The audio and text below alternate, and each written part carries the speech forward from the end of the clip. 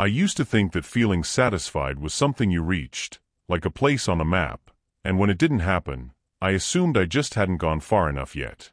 My name is Thomas Trump, I'm 79 years old, and it took me most of my life to understand why success never felt like enough, no matter how much of it I collected.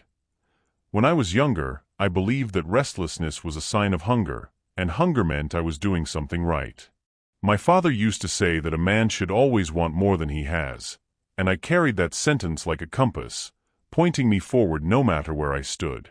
I grew up in a small house where money was discussed in whispers and worries, and from an early age I made a quiet promise to myself that I would never live with that kind of uncertainty again. That promise became the engine of my life, and for a long time, it worked. In my 20s and 30s, success had a sound to it. It was the ring of a phone that didn't stop, the hum of an office late at night, the clink of glasses at dinners I didn't have time to enjoy.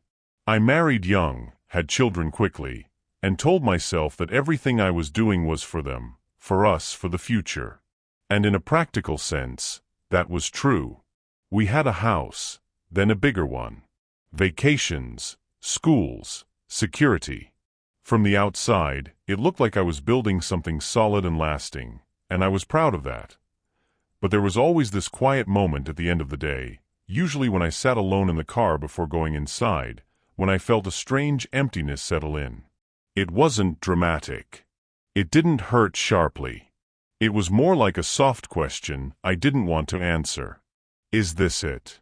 I would shake it off, tell myself I was tired, and go inside smiling, ready to play the part one thought I was supposed to play. As the years passed, the markers of success kept changing. First it was making enough, then making more than my peers, then being recognized for it. Titles mattered more than I admitted.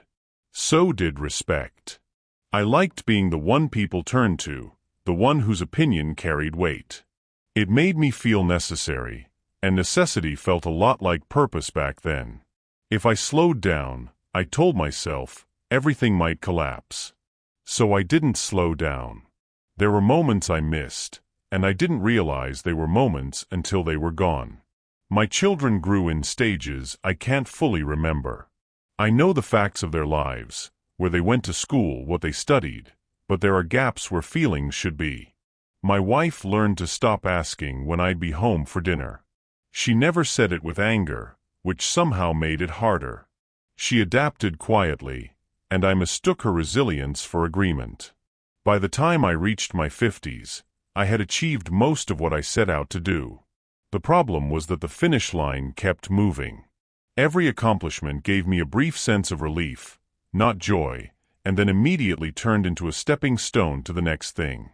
I told myself this was ambition, that it was healthy, that this was how progress worked. But underneath it, there was fear. Fear that if I stopped striving, I would have to sit with myself long enough to ask why I was still uneasy. The first real crack came when I retired, or tried to. On paper, it was a triumph. I had earned it. People congratulated me, shook my hand, told me I deserved the rest. I smiled and thanked them, but inside I felt strangely exposed. Without my work, the structure of my days fell apart. The phone stopped ringing. Decisions no longer waited for me. I had time, and I didn't know what to do with it. I filled that time the only way I knew how, by staying busy. Committees, projects, advisory roles. Anything that let me feel relevant. But something had shifted. The urgency was gone, and without it, the satisfaction never arrived. Instead, I felt like I was circling the same feeling I'd had my whole life, only now I couldn't outrun it. It was one afternoon, sitting at the kitchen table, that it finally caught up with me. My wife was across from me, reading quietly. The house was calm in a way it had never been when the children were young. I remember noticing the light coming through the window, how soft it was, how ordinary and peaceful the moment felt. And suddenly, without warning, I felt a wave of sadness that surprised me with its clarity. I realized then that success had never been the problem. It was what I had asked success to do for me. I had treated it like a substitute for something I didn't know how to face. I thought achievement would give me permission to feel content, to feel worthy of slowing down, of being present. But no amount of accomplishment could do that work for me. Looking back, I can see how often I postponed my life. I told myself I would be more available once things settled, more attentive once the pressure eased, more reflective once I had earned the right to be. But the truth is, that right doesn't come from outside. It never did. And by waiting for it, I spent years living in a constant state of preparation, always almost there. There's a particular memory that returns to me now, one I dismissed at the time. My son, maybe 10 years old, asked me to help him with something simple. I don't even remember what. I told him I couldn't, not then, maybe later. He nodded and walked away. It was nothing, really. Except that later never came, and neither did that version of him. I don't blame myself the way I once did. I understand now that I was doing what I thought was necessary. But understanding doesn't erase the quiet regret. At 79, my days are slower. My world is smaller.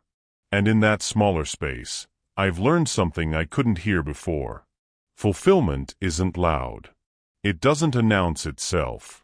It's not impressed by resumes or applause.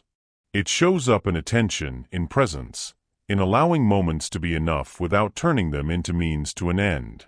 I still value the work I did. I don't reject my past or pretend it was meaningless.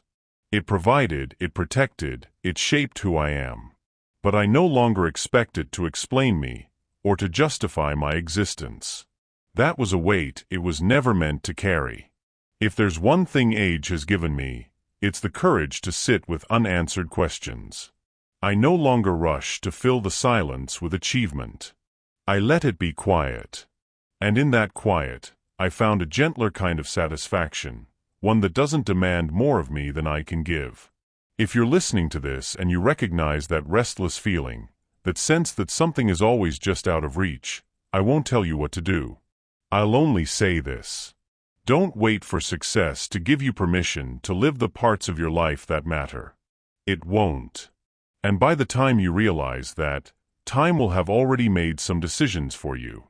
I'm Thomas Trump, 79 years old, and this understanding came late to me. But it came. And these days, that feels like enough.